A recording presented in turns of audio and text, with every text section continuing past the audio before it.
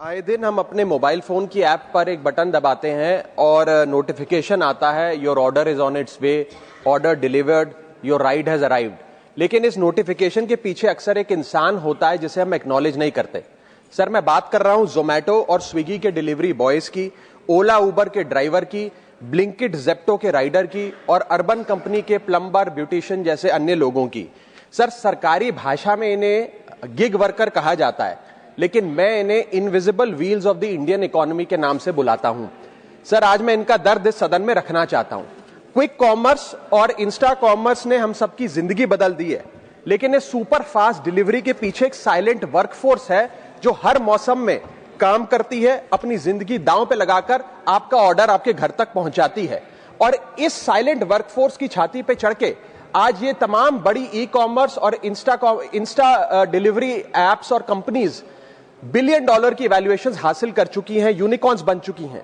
लेकिन इन gig workers की हालत आज भी एक दिहाड़ी मजदूर से भी बदतर है। सर, इनकी कुछ चीजें, कुछ दर्द मैं आपके समक्ष रखना चाहूंगा और चाहूंगा सरकार तक पहुंचे। पहला है स्पीड और डिलीवरी टाइम का जुल्म। आजकल सर एक 10 मिनट की डिलीवरी का खतरनाक ट्रेंड चल रहा है।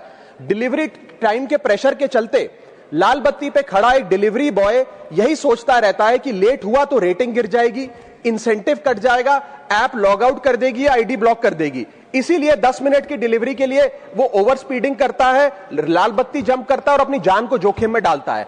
दूसरा दर्द है सर कस्टमर का गुस्सा। कस्टमर का हैरेसमेंट का भी एक परमानेंट डर इनके मन में होता है।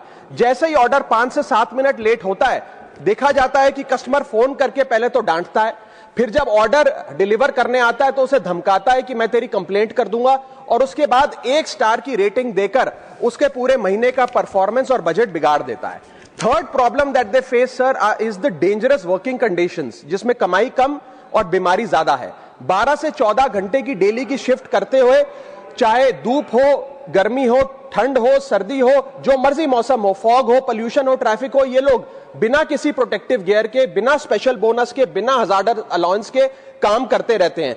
और सर, इनकी स्थिति तो फैक्ट्री में काम कर रहे एक कर्मचारी से भी बदतर है, क्योंकि ना इन्हें परमानेंट एम्प्लॉयमेंट मिलती है, ना ह्यूमेन वर्किंग कंडीशंस होती है, ना हेल्थ एक्सीडेंट इंश्योरेंस मिलती है। फिर भी सर ये अपना दर्द छुपाकर, अपनी जॉब इनसिक्योरिटी और होपलेसनेस छुपाकर जब आपको आपका ऑर्डर डिलीवर करते हैं तो मुस्कुराकर कहते हैं कि सर थैंक यू, मुझे 5 स्टार रेटिंग दे दीजिएगा।